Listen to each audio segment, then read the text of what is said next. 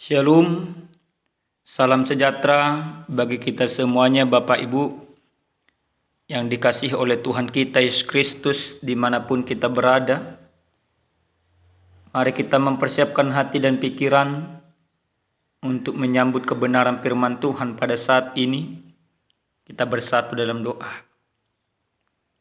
Terpuji dan termulia nama-Mu ya Tuhan Allah Bapa kami, Allah yang maha baik, untuk setiap kebaikan Tuhan dalam kehidupan kami. Saat ini Tuhan, kami akan mendengarkan kebenaran firman Tuhan. Biarlah Roh Kudus-Mu menyertai, membimbing dan mengarahkan kami supaya kami mengerti kebenaran firman Tuhan. Dalam nama Yesus kami berdoa. Amin.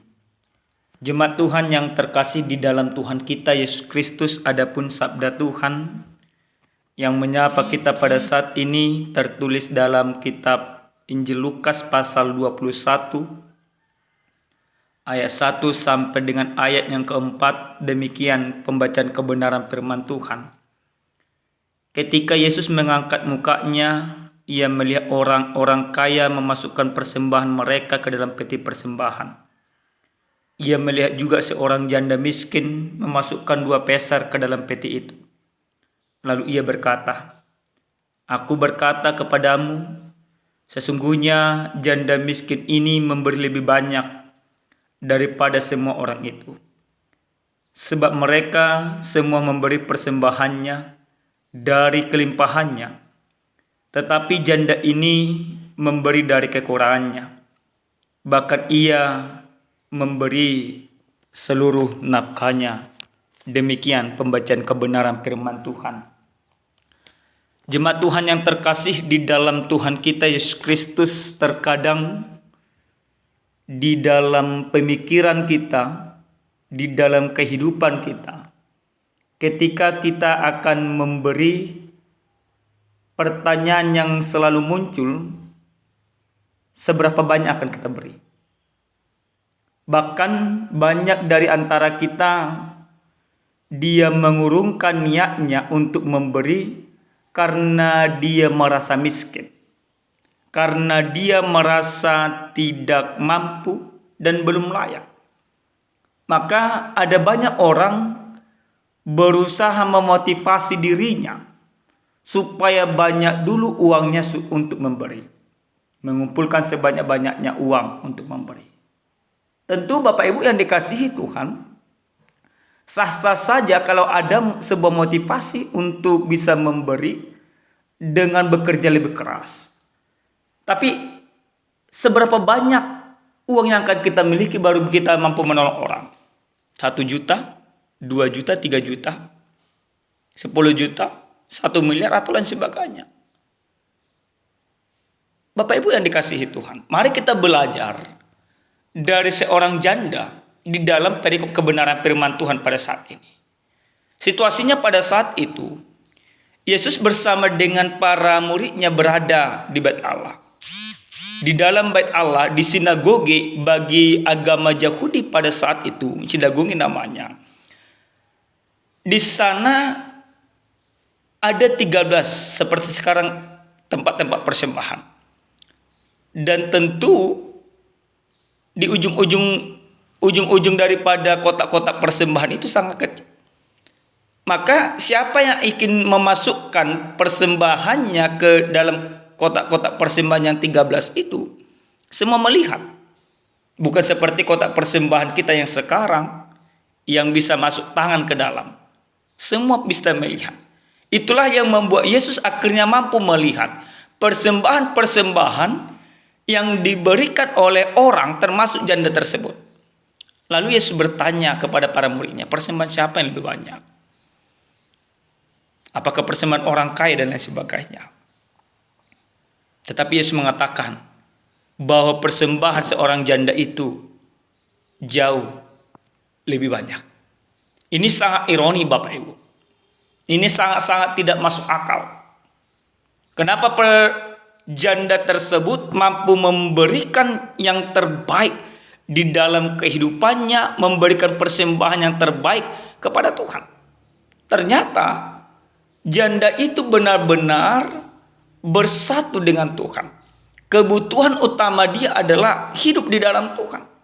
Walaupun dia tidak bisa memasukkan persembahan ke dalam 13 kantong yang tersedia, yang dia miliki hanya 2 sen, 2 perak dikatakan dalam perikop ini, atau 2 peser. Tapi itulah yang dia miliki. Maka apa yang dikatakan oleh Yesus? Yesus berkata, aku berkata kepadamu sesungguhnya janda miskin ini memberi lebih banyak daripada semua orang.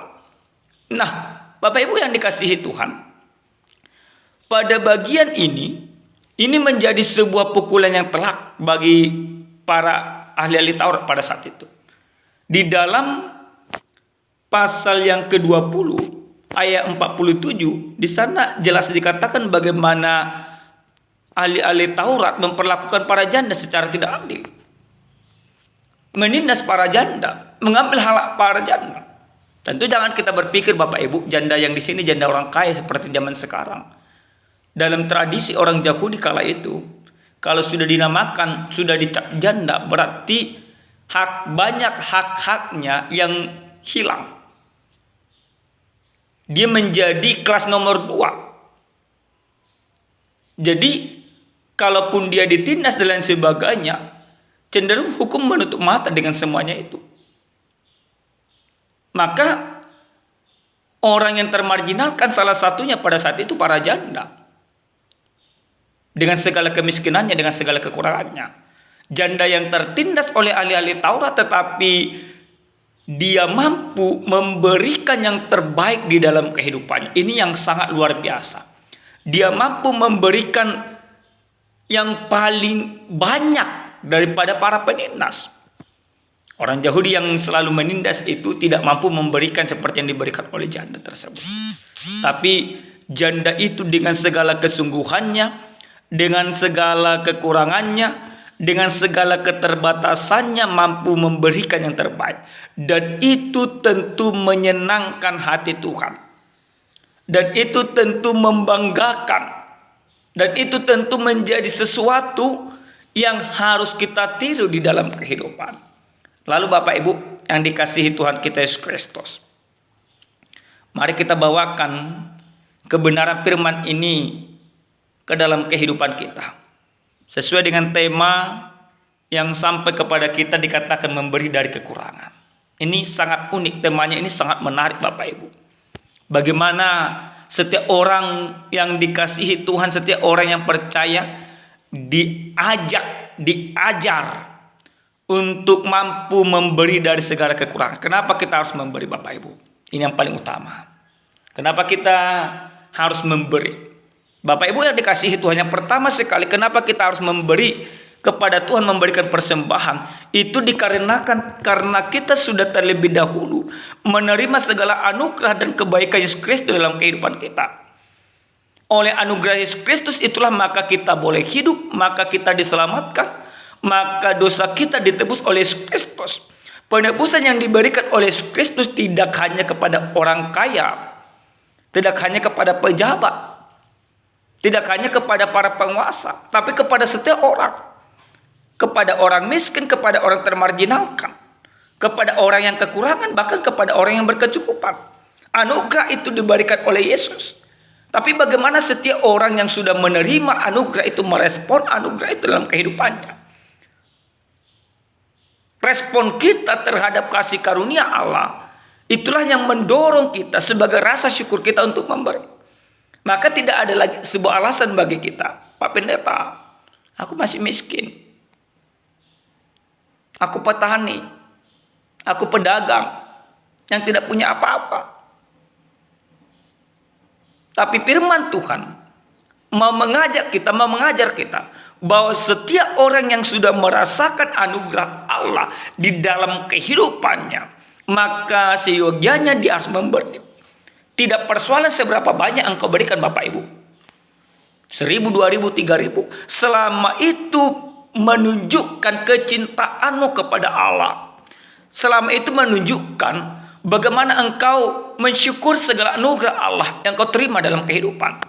Jangan pula Bapak Ibu, karena kita bilang juga, karena firman ini juga bilang bahwa Memberi bukan soal ukuran, memang itu betul. Tapi sebenarnya kita bisa memberi banyak, tapi kita memberi sedikit.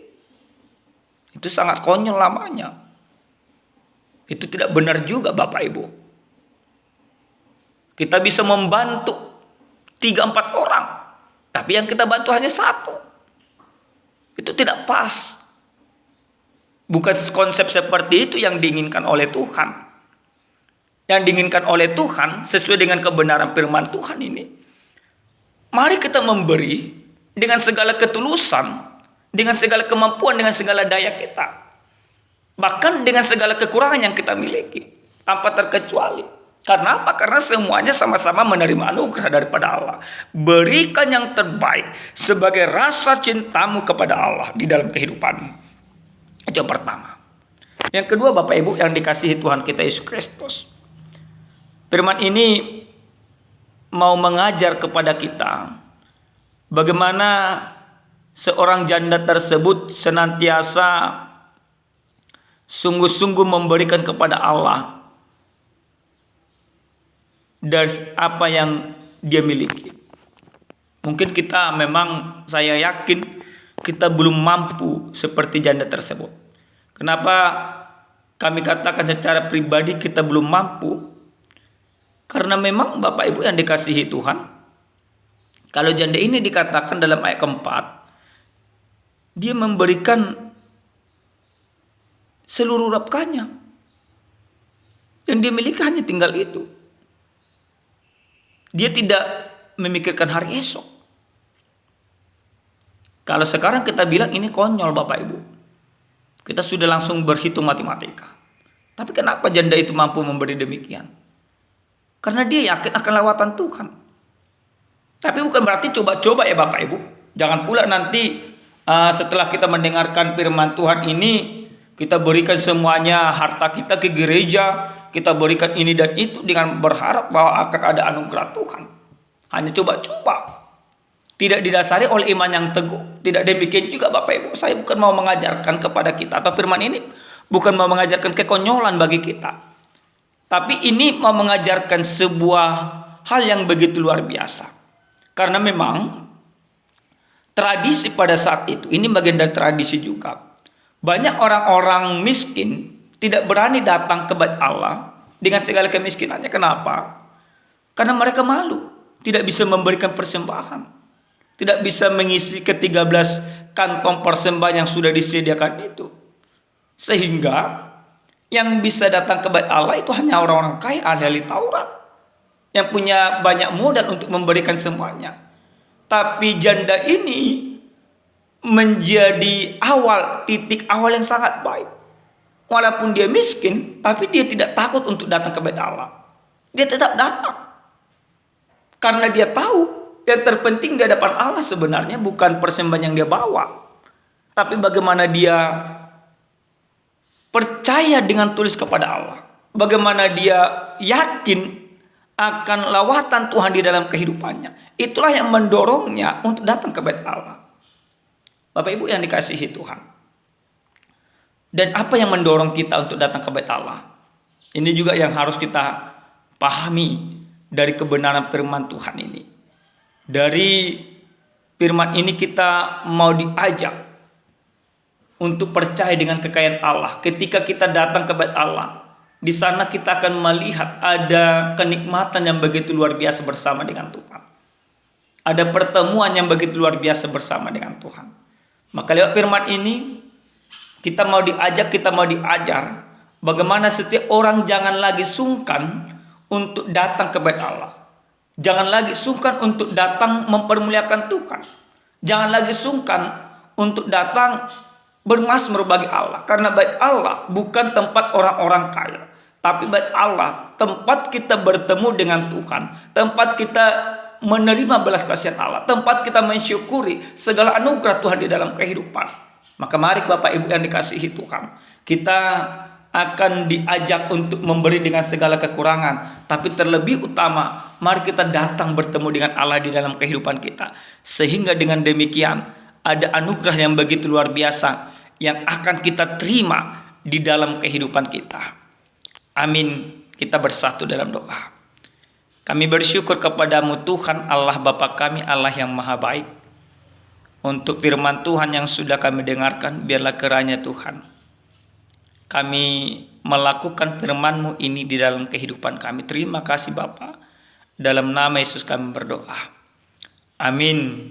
Salam sejahtera Bapak Ibu, Tuhan Yesus memberkati.